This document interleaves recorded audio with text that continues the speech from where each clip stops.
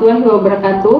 Perkenalkan, nama saya Devi Cynthia Dewi, SSIM Imun. Saya dosen S1 Kesehatan Masyarakat Stikes Bakti Husada Bengkulu. Adapun identitas mata kuliah, saya akan menjelaskan mengenai kuliah ilmu biomedik yang merupakan mata kuliah penting dari program studi kesehatan masyarakat. Mata kuliah ini diberikan kepada mahasiswa di semester 2 yang bertujuan untuk membekali mahasiswa dengan pengetahuan dan keterampilan dalam memahami, menganalisis, dan mengembangkan kurikulum mata kuliah ilmu biomedik. Mata kuliah ini akan memberikan pemahaman tentang ilmu biomedik yang akan digunakan dalam bidang ilmu multidisiplin, serta menerapkan prinsip-prinsip biologi, kimia, dan teknik untuk memahami kesehatan dan penyakit pada manusia pada tingkat molekuler hingga organisme. Adapun bobot SKS pada mata kuliah ini adalah 3 SKS yang terdiri dari 50% teori dan 50% praktikum. Intinya, setengah dari praktikum berfokus pada teori dan setengahnya lagi teori berfokus pada aplikasi langsung tentang ilmu biomedik yang mempelajari dasar-dasar ilmu seperti anatomi, fisiologi, serta biokimia dan mikrobiologi dan farmakologi. Adapun deskripsi mata kuliah ini, jadi mata kuliah ini akan mengajarkan mahasiswa tentang biologi sel, prinsip genetika, homeostasis tubuh, dan konsep homeostasis. Adapun capaian pembelajaran dari mata kuliah ilmu biomedik ini adalah yang pertama, mampu menerapkan pengkajian dan analisis situasi di bidang kesehatan masyarakat pada kegiatan tingkat primer dan pendekatan interdisiplin atau analisis dan assessment skill.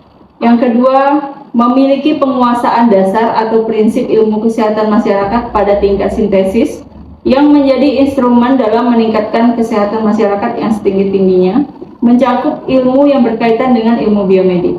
Yang ketiga, memiliki penguasaan dasar atau prinsip ilmu kesehatan masyarakat pada tingkat sintesis yang menjadi substansi dalam meningkatkan kesehatan masyarakat yang setinggi-tingginya.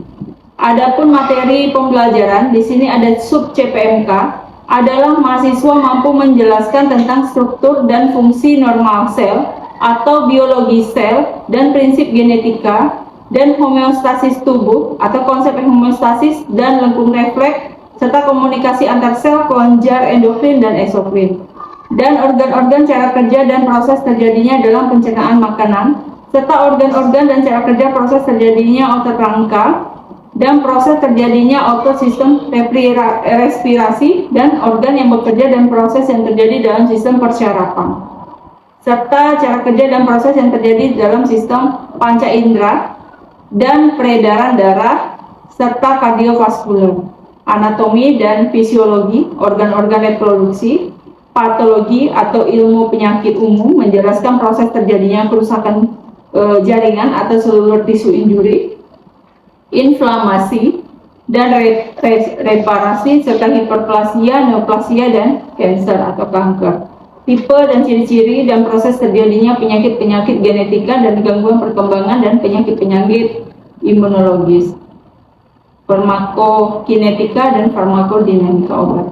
Adapun tujuan pembelajaran mata kuliah ini adalah agar mahasiswa mata kuliah ini bertujuan untuk memahami konsep ilmu biomedik dasar yang membahas tentang struktur sel, ya, keseimbangan tubuh atau homeostasis, sistem organ, dan ilmu patologi serta farmakologi.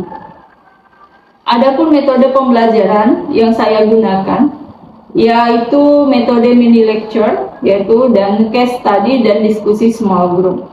Jadi serta untuk pembelajarannya nanti mahasiswa akan diberikan tugas individu dan kelompok. Serta bentuk pengajaran meliputi small group diskusi, presentasi, praktikum. Untuk praktikum dilaksanakan di laboratorium kampus Stikes Bakti Husada Bengkulu. Jadi beban studi untuk mata kuliah ilmu biomedik adalah 3 SKS, 2 SKS teori dan 1 SKS praktek. Untuk penilaiannya meliputi UTS 35%, UAS 35%, tugas 25%, dan kehadiran mahasiswa itu 5%. Jadi untuk praktikum ya, penilaiannya meliputi keaktifan 20%, ujian praktikum itu 80%, penilaian untuk diskusi kelompok meliputi makalah dan presentasi kelompok itu 80%. Jadi pertemuan pada mata kuliah ini adalah 14 kali pertemuan teori dan praktikum di luar UTS dan UAS. Jadi 7 kali pertemuan UTS dan 7 kali pertemuan UAS ya, UAS. Materi dan bacaan referensinya diambil dari studi kepustakaan, jurnal, artikel, book chapter. Baiklah, demikian penjelasan tentang mata kuliah ilmu biomedik. Semoga informasi ini memberikan gambaran yang jelas mengenai kompetensi dan capaian pembelajaran dalam mata kuliah ilmu biomedik. Selanjutnya, mari kita lihat dokumentasi video pembelajaran melalui tatap muka pada pertemuan yang pertama yang membahas tentang biologi sel secara biomedik dan respon imunologi. Assalamualaikum warahmatullahi wabarakatuh. Waalaikumsalam warahmatullahi wabarakatuh. Saya meminta salah satu mahasiswa untuk memimpin doa. Berdoa dimulai. Berdoa selesai. Pertemuan kali ini saya akan mengabsen atau mencontohkan daftar hadir mahasiswa ya yang hadir pada mata kuliah ilmu biomedik ini ya. Yang pertama Anisya Ulfadila, Arifah, Dinda Amelia, Esya. Oke, baiklah. Daftar hadir mahasiswa ya, beberapa ada yang sakit ya.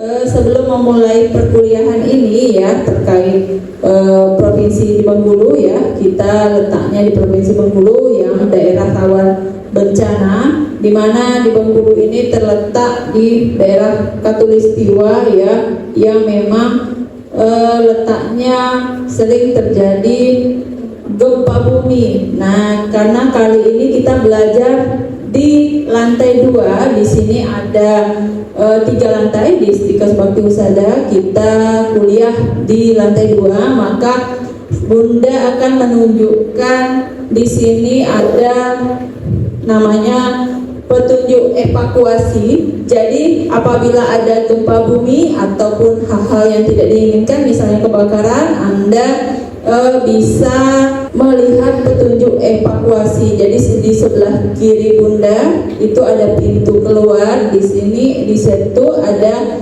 namanya petunjuk evakuasi. Di sini kita pada pertemuan pertama ya, di sini kita akan membahas tentang biologi sel secara biomedik. Nah, jadi biologi sel secara biomedik dan respon imunologi sel ya di sini. Ya, jadi di sini kenapa ada eukariotik dan prokariotik? Karena kita akan melihat respon dari sel-sel tersebut. Ya, di sini ada pun capaian pembelajaran. Jadi mahasiswa mampu menguasai konsep biologi sel, ya secara biomedik dan respon imun terhadap sel. Jadi mahasiswa mampu menguasai korelasi antara respon imun yang dihasilkan terhadap biologi sel secara biomedik. Ya. Di sini ada pun definisi sel, yaitu unit kehidupan terkecil hewan dan tumbuhan, dan struktur yang dibatasi oleh membran dan berisi sitoplasma.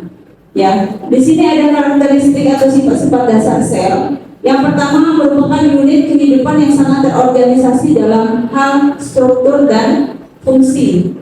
Yang kedua menampilkan fenotip bervariasi pada tiap individu, meskipun mempunyai sistem fundamental yang sama. Nah, di sini sebagai unit kehidupan dapat memperlihatkan sifat-sifat hidup yang universal. Jadi dari sel tersebut dapat melihat sifat-sifat hidup dari sel yang secara keseluruhan. Ya, di sini. Di sini yang pertama mengekstraksi energi dari lingkungan. Jadi mereka akan mengekstraksi energi dari lingkungan. Yang kedua bereaksi atau peka terhadap rangsangan. Misalnya pada suhu ya, tropisme di sini ya contohnya ya. Dan yang ketiga tumbuh dan berkembang biak serta mempertahankan kelangsungan atau kontinuitas kehidupan. ya di sini. Jadi berdasarkan komposisi sel yang menyusunnya dibedakan organisme di sini uniseluler, ya, di mana sel adalah organisme, ya di sini. Yang kedua multiseluler atau organisme terdiri dari banyak sekali sel dan terorganisasi. Jadi mereka itu terorganisasi atas berdasarkan sel-sel, ya. Di sini ada sel, jaringan dan organ, ya. Nah, di sini ada perbedaan, jadi sel eukariotik dan prokariotik. Nah, kalau yang prokariotik di sini tidak mempunyai membran inti. Nah, sedangkan kalau yang eukariotik mempunyai membran inti. Jadi ada membran inti dan tidak ada membran inti. Jadi yang kedua itu organel selnya tidak lengkap. Ya, di sini eukariotik organel selnya lengkap. Jadi tersusun atas organel yang lengkap, ya, kalau yang eukariotik. Yang ketiga materi inti terbesar, ya, pada prokariotik. Nah, kalau yang eukariotik materi intinya teratur atau tidak tersebar. Yang keempat jalur sintesis proteinnya sederhana, ya. Yang eukariotik jalur sintesis proteinnya kompleks, ya. Jadi yang prokariotik pembelahan selnya secara meiosis, ya. Kalau ini secara mitosis, ya. Terus prokariotik penyusun sitoskeleton adalah senyawa yang sederhana. Jadi mereka tersusun atas senyawa-senyawa yang memang sederhana, tidak yang kompleks seperti eukariotik, ya. Jadi di sini sistem pengaturan informasi genetik dalam sel secara biokimia. Di sini prokariota. Di sini DNA teralokasi bebas di dalam sel. Jadi tidak mempunyai batas yang jelas dengan sitoplasma. Jadi mereka tidak mempunyai batasan-batasan yang jelas di dalam sitoplasma. Di sini dapat bereplikasi atau memperbanyak diri. Di sini transkripsi, translasi dilakukan dengan cara yang lebih sederhana. Sedangkan yang di sini lebih kompleks, ya, eukariota. Di sini DNA terorganisasi atau tersusun kompleks membentuk kromatin terletak dalam organel yang terpisah dari sitoplasma, nukleus dan mitokondria.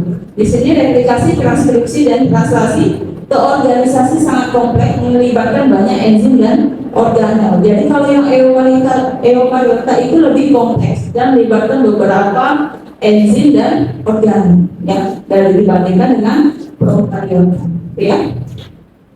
Nah, di sini ada eukariota, di sini ada prokaryota. Di sini ada membran endosit nukleus, ya, di sini ada nukleus, ya. Di sini ada mitokondria dan ribosom. Mereka lebih kompleks, ya, dibanding dengan prokaryota. Kalau prokaryota hanya beberapa, jadi nukleoid, ya, ribosom. Ini ada kapsul yang pelindungnya. Di sini ada sel wall, flagellum, ya. Di sini ada sel membran, ya. Jadi yang ini lebih sederhana, yang ini eukariota lebih spesifik, lebih kompleks lagi dianya, ya. Ini bakteri sel sitoplasma, ya. Dia ribosom, ya. Di sini outer cell wall, inner cell, ya. Di sini nucleus with strand of DNA, ya. Nah, di sini kita masuk ke sistem imun. Apa sih sistem imun itu? Apa aja sih sel-sel yang akan melibatkan pada sistem imun? Sel-sel apa aja yang bisa melibatkan pada sistem imun? Contohnya apa? Sel darah putih. Oke, benar sekali, sel darah putih, ya, yang terlibat dalam sistem imun. Nah, sel yang terlibat dalam sistem imun itu merupakan sel darah putih. Nah, sistem imun ini bertujuan untuk melindungi tubuh dari patogen, ya. Nah, jadi untuk melindungi tubuh dari misalnya virus, bakteri ataupun jamur, ya, itu merupakan patogen. Itu fungsinya adalah sel dari darah putih atau leukosit, ya, di sini. Di sini pada manusia sistem imun berkembang sejak embrio terbentuk. Jadi pada saat embrio ataupun janin, dia sudah membentuk sistem imun, ya, atau sistem kekebalan tubuh, ya, sejak embrio. Jadi sistem imun dimulai dari hematopoietik dari bahasa Grek yaitu blood making, ya, di sini. Jadi stem cell terdiferensiasi menjadi beberapa kelompok besar, ya, di sini sistem imun yaitu granulosit, monosit dan limfosit. Nah, ini merupakan sel dari perpanjangan dari sel sistem imun yang merupakan ini dari leukosit, ya, turunan dari leukosit. Ini ada pun macam-macam sel yang terdapat pada sistem imun, ya. Yang pertama lymphoid stem cell, ini ya. Terus ini T limfosit, di sini berpluripotent menjadi stem cell, di sini akan membentuk neoloid stem cell. Ini terdiri dari eritrosit atau sel darah merah. Di sini ada megakaryosit atau blood clotting, ya. Di sini ada monosit, di sini ada granulosit, ya. Di sini akan membentuk makrofag, ya, yang akan berfungsi menangani ada bakteri ataupun virus yang masuk ke dalam tubuh. Jadi makrofag yang bisa menangani itu semua, ya, termasuk juga limfosit juga bisa, ya, karena itu kemudian di sini ada plasma sel, ya. Di sini sistem imun dibagi menjadi dua golongan, jadi sistem imun innate, ya, mekanisme pertahanan yang tidak spesifik. Jadi dia tidak spesifik, yang muncul ketika antigen masuk, ya, meliputi barrier fisik seperti kulit, misalnya, ya, keringat, misalnya, ya, tuh. Kalau yang kedua kimia, biasanya di dalam darah tuh. Nah, di dalam darah di sini sel dalam sistem imun juga berfungsi, ya, tuh, ya. Yang selanjutnya sistem imun adaptif di sini. Sistem imun yang spesifik terhadap suatu antigen mencakup memori yang akan bereaksi terhadap antigen yang sama pada waktu yang akan datang. Nah, jadi dia mengingat misalnya ada virus yang masuk, misalnya virus flu yang masuk, dianya respon imun adaptifnya akan mengingat atau ada memori di situ. Ini pada waktu masuk yang pertama, ternyata virus flu nih. Masuk lagi yang kedua, dia sudah mengenali karena ada memori di situ, ya, atau pengenalan, ya, di situ. Ini macam-macam sel sistem imun, di mana ini ada eosinofil, ada basofil, ada neutrofil, ya. Di sini cantik, ya, gambarnya, ya. Tuh, ya. Jadi mereka ini berfungsi, ada fungsinya masing-masing, ya. Jadi eosinofil itu berfungsi dalam apa? Biasanya penanganan infeksi, cacingan atau parasit. Itu eosinofil akan mengeluarkan zat toksin. Basofil misalnya, ya, alergi, misalnya, ya, neutrofil ada segmen dan batang, ya. Di sini ini macam-macamnya. Jadi di sini ada granul-granulnya, ya, atau toksin atau racun. Jadi pada saat virus ataupun parasit yang masuk, mereka akan melepaskan toksin mereka dan akan membunuh si parasit, ya. Di sini ada fungsi sel dan respon imun sel. Di sini ada neutrofil, jadi dapat melakukan fagositosis, ya, mencerna bakteri yang sudah diselubungi membran dalam suatu vesikular. Yang kedua, mast cell atau sistem pertahanan terhadap parasit, ya, di dalam jaringan untuk memeratai reaksi alergi yang mengeluarkan bahan kimia seperti histamin. Jadi mereka akan mengeluarkan bahan kimia seperti histamin yang akan merantai reaksi alergi. Di sini yang ketiga ada monosit. Nah, monosit akan berkembang menjadi makrofag serta merespon patogen yang masuk ke dalam tubuh dan terdapat di jaringan dan pembuluh darah. Jadi terdapat di semua jaringan dan pembuluh darah, ya, di sini. Yang ketiga di sini ada makrofag, ya, respon imun ini dengan memberitahukan kepada sel imun yang lain tentang masalah yang ditemukan. Misalnya, apakah makrofag tersebut sangat penting dalam sistem imun karena mendaur ulang sel mati seperti sel darah merah tanpa mengaktifkan respon inflamasi, ya, respon imun inflamasi. Jadi tidak menimbulkan inflamasi atau sudah mati, gitu, ya. Di sini ada NK sel, jadi terdapat pada sistem innate atau alami dan adaptif di sini, serta mengenali dan membunuh virus dan sel tumor. Mengandung granula yang berisi protein yang dapat membentuk lubang pada sel target lalu menyebabkan apoptosis atau kematian sel secara terprogram. Jadi terprogram kematian selnya, ya, di sini. Yang ketiga, mengandung granula yang berisi protein yang dapat membentuk lubang pada sel target lalu menyebabkan apoptosis. Yang keempat, apoptosis dapat menghancurkan sel secara diam-diam tanpa reaksi inflamasi. Jadi sel tersebut dapat hancur tapi tanpa adanya respon inflamasi, ya, tanpa adanya inflamasi. Yang di sini NK sel mempunyai memori yang dapat membunuh patogen yang sama apabila menyerang kembali. Jadi dianya dapat membunuh patogen yang masuk, patogen yang sama, tetapi ya misalnya yang kayak Bunda tadi ya sebutkan ya, misalnya ada virus flu masuk, dianya akan mengingat, oh bentuknya kayak gini loh virus flu. Jadi apabila virus flu yang masuk lagi, dianya akan menyerang kembali karena adanya memori. Nah, yang di sini antibodi sangat spesifik dan dibagi menjadi beberapa kategori atau imunoglobulin. Di sini ada IgM atau aktivitasnya komplemen. Di sini ada IgD, aktivitasnya basofil. Yang di sini ada IgA, netralisasi pada gastrointestina. Ya, yang di sini ada IgE, aktivasi ya, aktivasi sel mas pada saat ada parasit dan respon alergi. Jadi IgE yang berfungsi. Yang IgG netralisasi opsoni dan aktivasi komplemen ya. Jadi ya respon parasit itu merupakan aktivasi dari IgE ya, atau sel mas ya untuk respon alergi dan paras. Nah, dari pemaparan saya tadi yang di sini ya pada kuliah kali ini kita akan membuat kelompok diskusi. Ya, jadi kalian berdiskusi berdasarkan masing-masing kelompok per absen. Di sini ada berapa ya jumlahnya? 31 ya? Nah, 31 mahasiswa ya.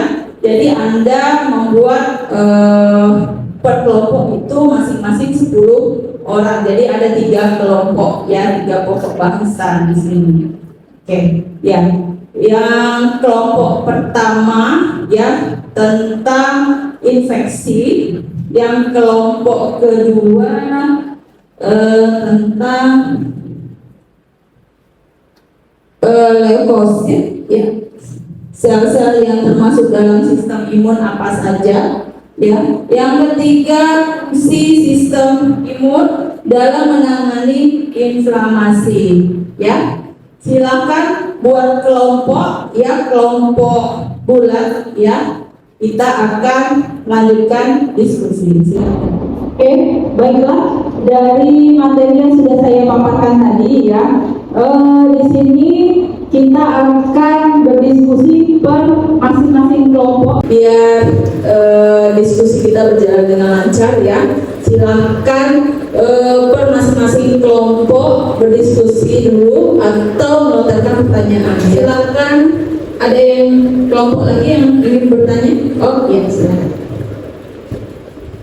Terima kasih Bunda. Perkenalkan, nama saya Usi Amelia dari Prodi Kesehatan Masyarakat. Di sini saya mewakili kelompok saya, kelompok 2 yang ingin bertanya. Mohon maaf, kelompok 1 yang ingin bertanya ke kelompok 2. Pertanyaannya, di mana sebagian besar leukosit diproduksi dan apakah mereka memiliki umur yang sama dengan eritrosit? Baiklah, kami terima pertanyaannya. Izinkan kami berdiskusi terlebih dahulu.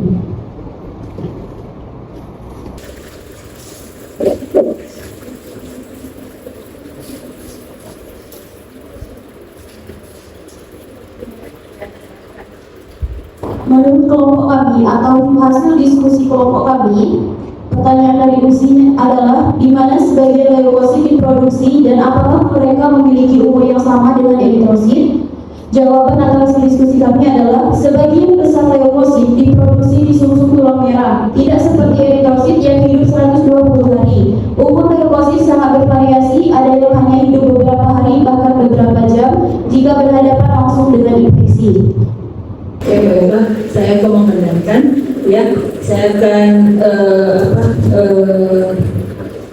menambahkan ya. Jadi sumsum leukosit ataupun sel-sel darah itu diproduksi pada sumsum tulang belakang, bukan sumsum tulang merah ya. Jadi dia akan menghadapi patogen pada saat sudah menjadi leukosit yang sempurna ya. Oke, baiklah. Ada lagi yang ingin ditanyakan atau yang kurang jelas? Oh, baiklah.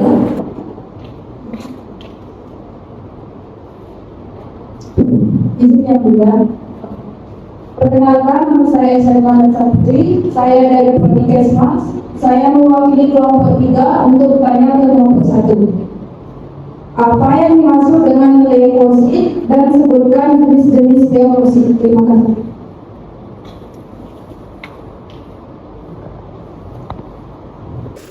Silakan berdiskusi. Atau masing-masing kelompok ada yang ingin menambahkan.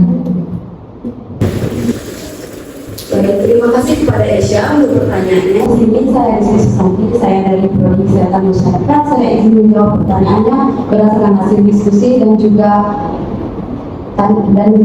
pembahasan dari kelompok kami. Jadi pertanyaannya adalah apa yang dimaksud dengan leukosit dan jelaskan jenis-jenis dari leukosit tersebut. Nah, seperti yang sudah kita ketahui dari sistem hematologi kemarin bahwa darah itu terbagi menjadi dua. Yang pertama ada plasma dan yang kedua ada sel darah. Nah, sel darah itu dibagi menjadi tiga. Yang pertama ada eritrosit atau sel darah merah, yang kedua ada leukosit atau sel darah putih, dan yang ketiga ada trombosit. Nah, di sini kita akan fokus kepada leukosit. Apa sih leukosit? Leukosit itu merupakan sel darah putih yang fokusnya adalah bukan membawa oksigen, tetapi lebih ke menjaga tubuh, yaitu fokusnya ke sistem imun atau sistem kekebalan tubuh. Nah, si leukosit ini secara umum itu jumlahnya adalah 4.000 sampai dengan 11.000 mikroliter per darah. Nah, tapi ini tergantung pada setiap orang. Pada saat bayi baru lahir itu tingkat leukositnya lebih tinggi karena kan mereka baru keluar ke dunia. Nah, jadi otomatis mereka tuh lebih adaptasi. Jadi sehingga darahnya itu bisa mencapai ke tingkat 34.000 mikroliter per darahnya. Jadi tergantung pada kondisi dan juga orang. Nah, kemudian yang kedua yaitu jenis-jenisnya. Jadi jenis-jenis dari leukosit atau sel darah putih itu terbagi menjadi dua secara umum. Yang pertama adalah yang bergranula seperti yang sudah dijelaskan di materi tadi, yaitu ada bintik-bintik. Nah, yang bergranula dan yang kedua tidak bergranula. Yang tidak bergranula ini dibagi menjadi dua, yaitu monosit dan juga limfosit. Monosit ini akan berubah menjadi namanya menjadi makrofag ketika dia keluar dari pembuluh darah menuju ke jaringan. Nah, dia itu nantinya yang akan memakan. Makrofag itu artinya nilai neutrofilnya tinggi dari normal, maka itu menunjukkan inflamasinya baru atau inflamasi akut. Kemudian yang kedua yaitu eosinofil, seperti yang sudah dijelaskan juga tadi, fokus juga pada misalnya saat kita terinfeksi cacing, maka itu yang akan berperan. Terus yang ketiga itu basofil. Basofil itu merupakan yang berperan pada alergi juga. Nah, ada mekanisme tersendirinya yaitu hypersensitivitas. Kemudian yang jenis yang kedua yaitu yang tidak bergranula. Yang tidak bergranula ini dibagi menjadi dua, yaitu monosit dan juga limfosit. Monosit ini akan berubah menjadi namanya menjadi makrofag ketika dia keluar dari pembuluh darah menuju ke jaringan. Nah, dia itu nantinya yang akan memakan. Makrofag itu artinya suka makan, jadi dia akan makan. Nah, yang kedua yaitu limfosit. Limfosit ini merupakan yang tidak bergranula, dan limfosit ini bisa juga dibagi jadi dua lagi, yaitu limfosit B dan limfosit T. Limfosit B itu diproduksi di bone marrow atau sumber tulang belakang, tapi limfosit T itu dia diproduksi di sumber tulang belakang tapi matangnya di tinus, jadi disebut limfosit T. Ya, terima kasih telah hasil diskusi dari kelompok kami. Terima kasih. Oke, baiklah. Bagus ya pertanyaan dari Rizky. Kita kasih aplaus ya. Bagus ya diskusi kali ini ya. Untuk penilaian dan diskusinya nanti per masing-masing kelompok akan saya berikan tugas ya berupa makalah ya yang akan dibuat per masing-masing kelompok. Oke, baiklah ya. Untuk diskusi kita tutup ya pada materi kali ini ya, pada pembahasan atau pokok bahasan kali ini ya tentang biologi sel dan imunologi sel ya secara biomedik yang kita tutup pada pertemuan kali ini. Saya ucapkan lebih dan kurang saya mohon maaf apabila ada kata yang salah ya, baik ucapan ataupun yang lainnya. Kita tutup. Wassalamualaikum warahmatullahi wabarakatuh. Waalaikumsalam warahmatullahi wabarakatuh.